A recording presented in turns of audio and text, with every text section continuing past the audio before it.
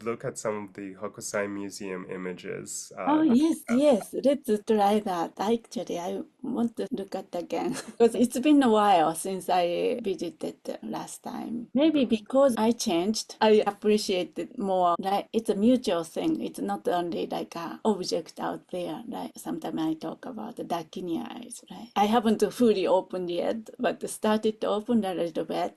Then we can see more. We can see the tiny things more and more.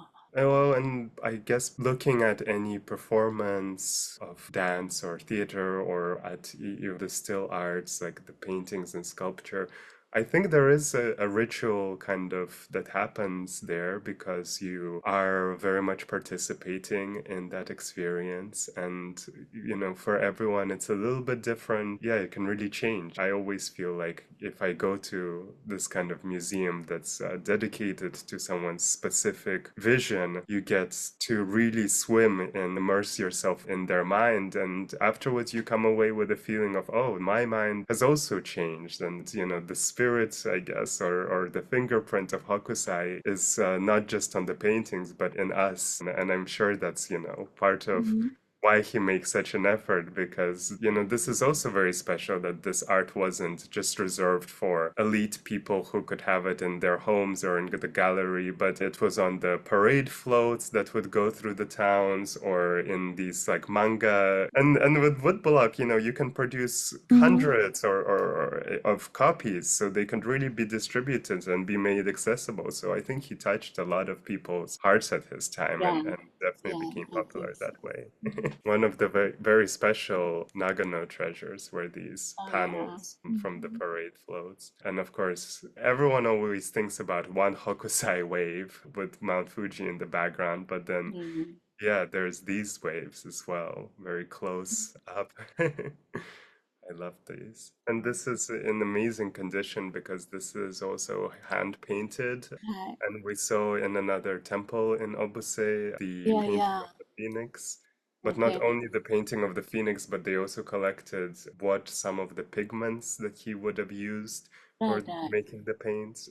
So it's also kind of a magic trick that these works that are so old are in this amazing condition because of his scientific knowledge of which pigments to use and how to source them and how to preserve them.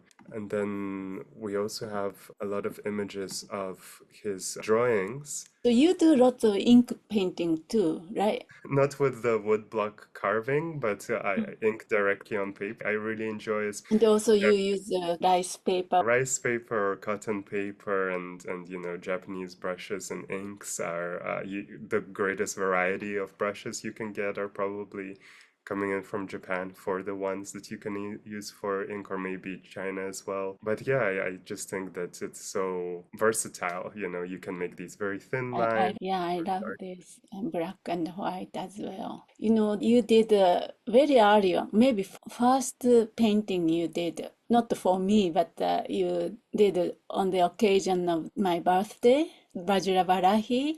Yeah. When I looked at that, wow, you use the black ink. Yeah, it was Vajravarahi with black ink on handmade paper from India. And then I add a little bit of red ink and I put even some, I wanted to make it like the red really like fiery or something. And I just had this funny idea of putting tiger balm and it made the red kind of clump together almost like it's oozing out because it's now not being able to stick to the paper, it's sticking to the balm. So sometimes, yeah, it's fun to play around with these materials Yeah, and see most 3D picture.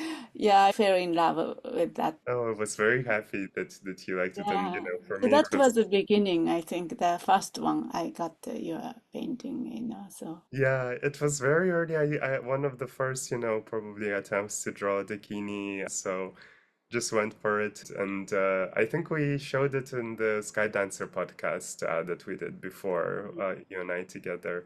So yeah, if anybody wants to see that one, they can go to the older episodes. Mhm. So here's the thing about the Buddha. Yeah, he had some images from the life of the Buddha and the Yeah, experiences of masters and deities. That was really nice to see also a different approach to the iconography. Here, In this one, for example, for me, I can also really see how his observance of nature is making the Hmm. scene so much more dynamic. Like the sun's rays, like a sea urchin, so strong, Yeah.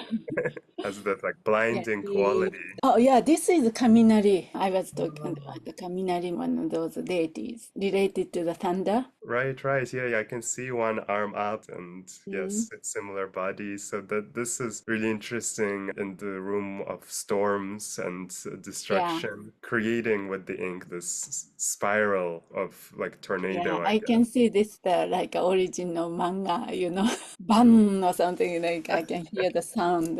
absolutely. And this one is also riding on some kind of animal, not fox, but maybe otter or something. Can you see? I didn't notice before. Oh, yeah, yeah. Interesting. Sometimes Mystical. the dragon kind of snake, but this is a hairy. Yeah, hairy and a long tail coming out from Yeah, behind. otter or something. And the little crow. Very interesting. And then yeah, more of these storms. Reactions.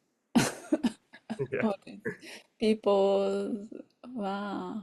Yeah, people being thrown in the air and this is yeah, definitely one of those things that are famous about him capturing a moment like a photograph almost of This it seems like actually happened. Like a historic storm came. Also, it's depicting those histories. yeah, most likely these are some characters, but other storms, Mm-hmm. yeah, with the dragon and I Oh, really yeah, like dragons.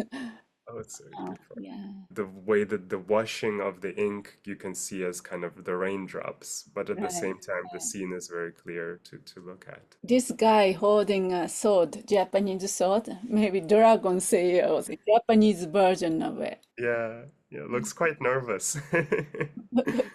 What Yeah, she's doing, she's like a Dakinis, spirits, doing magic. Each clip has a story, I'm sure, which I in the don't know. description it said that this was a vengeful spirit of this lady, and Oh, actually she's blowing hundreds of rats out of her oh, mouth really? Oh, that that's are right. attacking the That's fan. wow. Look at that. Interesting. Very fantastical. Yeah, But very much manga world. Wow, amazing. I was also just always amazed by how different his interests are. Like a real appreciation for the cultural, like, folk tales, but also religious ones and historical, and then landscapes and animals and inventions, weapons. He was really painting Yeah, everything that he like could his see. imagination is so expansive, not just narrow focus. He could see everything, and he can express everything. I think in that film at the start of the museum, they said that he gave himself the title of Old Man Hokusai, mad about painting, right? Oh, yeah, yeah. But there's, yeah, some kind of, the wisdom and the craziness, because at the same time, you have to be quite dedicated and, maybe obsessive to be Look at creating so this. much work. Yeah, you have to be crazy. Wow, look at this one. What did this one say? This one was called Moan, bursts from stone coffers. I assume it's somebody who was encased in a stone Oh. and then used the energy to yeah, this explosion with the white rays. Oh my gosh. This figure of Moan. This is not the AI make, by the way. I just tell you, everybody. We are talking about which century? I don't know, way back. To create something like that through his imagination. Actually, maybe this is a practitioner because I can see the Yeah. bell. Yeah, Yeah. he's holding bell, kind of yogi, cross-legged, and all these things almost looks like a skull, but maybe not. Interesting. All these amazing. He did everything, I guess. He created. Yeah, Oh, in the middle, I really like the jellyfish. I can The see the octopus here, or the squid on the Yeah, left. yeah, yeah, very, very realistic, but at the same time, not using too much detail, just knowing which lines describe which textures. Oh, Kind this one's a Kannon Kwan, and yeah, there must be the story. yeah, very sweet this. And this is reminding me of at Zenkoji, we saw some of these devotional panels. Yeah, Uh, yeah, we yeah, saw that, yeah, museum. those paper on wood, usually depicting specific instances of people's lives when Kanon or one of the bodhisattvas would appear to them or intervene when they're in trouble. Yeah. Yeah. I have, on the subject of Kanon, also some images of the very special here that we saw in Seisuji. Oh, okay. Yeah, yeah, old one. A little bit about this very special temple. It was not one that any of us have heard before that you found for us. No tourists go there. Yeah, but I just wanted to you guys to get the taste of what the local, almost abandoned temple looks like, which it hold the treasures. The lady who took care of the temple was very helpful and explained to us the history as well. That, for example, this middle figure of the thousand armed Kannon is pre-medieval period and miraculously survived multiple fires. Even though it's made entirely from wood, actually at that time they were making it just from one tree, one piece of wood. So none of these arms are attached. They're all have to be thought about in the negative as you're carving. That was really mind-blowing, but also just I think that kind of technique really managed to hold some energy for these pictures as well because it was Yeah. And preserved. you can see the gold leaf. Still can see the patches, all are gold. Do you remember we went to the Buddhist art store in Iyama? All are gold Buddhist altars. Then she showed us this leaf, gold leaf, putting all this. Yeah, and the gold leaf that they used for the altars, as far as I remember, and for the statues, I'm sure as well, is very pure gold. It was quite expensive and quite Yeah. So that's the special. kind of expression of devotion. Those patrons or the devotees come and then offer those gold leaves for the accumulation of merit or the expression of devotion. And there were two more canons outside that I noticed. One of them here on the left side was right up front of the temple, and I also really admired this sculpture. I think here this is a Shingon temple, so it's not as a common, I guess, version of canon that I usually see. Like her dress seems more, influenced by South Asian kind of Hmm. Indian Interesting. style clothing. And then on the right side, there was a shrine to a canon who, next to her leg, you can see a small baby reaching up. So I think this was Oh, probably yeah. an altar to do with children, right? Because also all Mhm. of these sweet drinks and toys, Ultraman must be parents, leaving Yeah, offering. if you can look at all these little baby figure, little small Jesus lined up on the back shelf. So sometimes, especially those who lost a baby or who lost the kids, come and then pray, offer some, baby's toys or those stuffed animals and those things.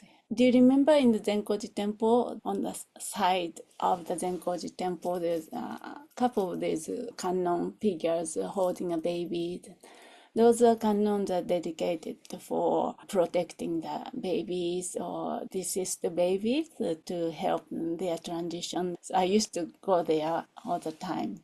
Yeah. So very much these deities are mixed or the integrated in the culture and the local people's heart, supporting and assisting.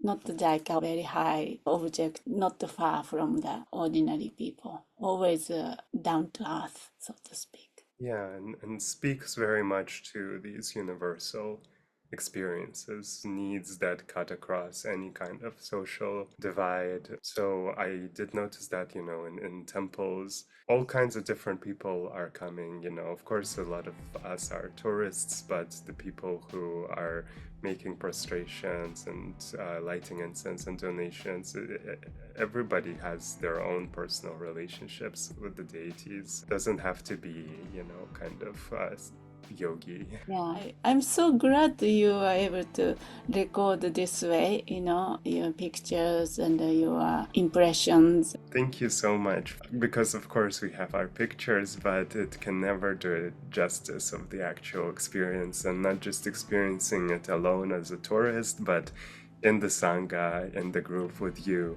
being able to see so much, but at the same time, magically, through some kind of blessing, dedicate to each place its own attention, and being able to slow down is really the power of retreat. So thank you Yeah, thank you, from my Arima, for everything. Dakinis brought us together. Hopefully, we can continue this journey with Dakini or as Dakini. Yes, and wanting to also extend this, first impression to everybody else in our Sangha who might want to come to Nagano. There's a lot to see, and it's an Yes, amazing the place. more to see. Yeah. Thank you for visiting my homeland.